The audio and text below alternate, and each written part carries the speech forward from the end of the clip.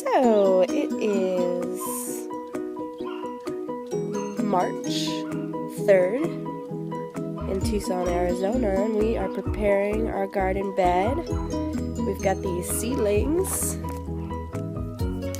happily started, some peppers, some watermelons there on the right, and then tomatoes and beans, basil. They are going to be transplanted into this bed here, which just yesterday Darius did some heavy labor, turned that all over and mixed in some soil, some manure. What else do we have here? Compost and soil. I was a little bit confused about why he bought soil because I felt like we already had it. But if you look at what's in this, both in Spanish and English, it's compost, manure, lime, oyster shell, bat guano, worm castings, kelp. All that stuff is awesome for the garden. So now we have this super fertile bed. He moved all the dirt right over here, which actually I think is still a pretty good garden spot, although I had been planning for the garden to be long and skinny, with the best soil here in the middle. We have kind of more of this best soil down here, so I mean, it'll be good for the tomatoes, spinach, beets. Those are all crops that will really appreciate the good soil. But then I think we should get carrots, chard, herbs, and onions in there also, and then have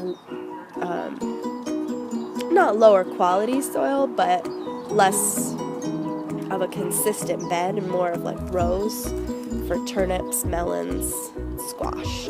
That'll be kind of the later bed. This is the early bed, where we want things that can survive while it's still cold and prosper, and appreciate the full sun, even though we have a short winter right now. It's sunny. That's better. I found a spot in the shade.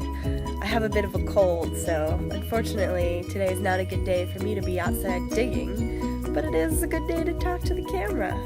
Hey. So Darius has been digging.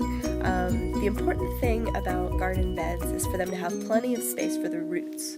So especially in Arizona, where we have a layer of really hard, kind of almost rocky, silty soil called caliche, it's really important to hit it hard and go deep with a pickaxe or a pitchfork, that you can really get the spines down deep into the soil and loosen it up. Not only is it important for the soil to be loose so that the roots can stretch out, but they also need to get aeration down there so that they can do their various processes of growing and absorbing nutrients. I really can't wait for the days to start lengthening again. I really like to wake up when it's bright outside and go to sleep shortly after sundown. So in winter I get really lazy, I sleep a lot, and I don't feel so good and I don't feel as energized. But maybe that's also, I don't know, the economy, the horrors of the world, my existential depression.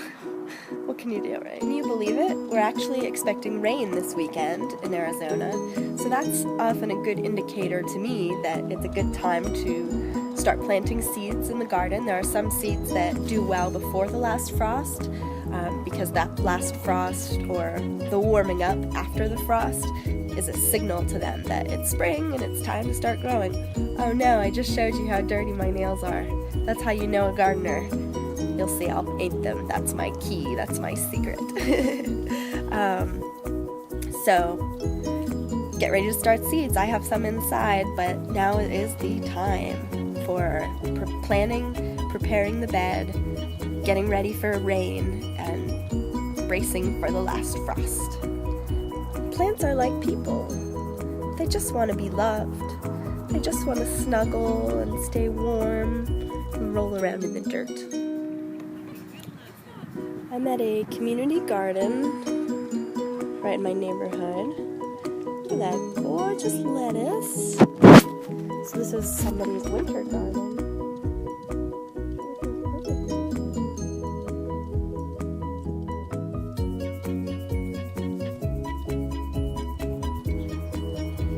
Alright, so are we leaving the basil out here? For the night? Are we gonna leave the basil out for the night? Sure. Why? So we can harden off and we can plant it tomorrow in 3 sections. Look at our babies! We've been working hard.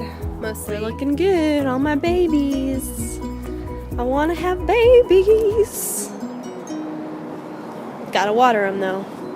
That's all they ask.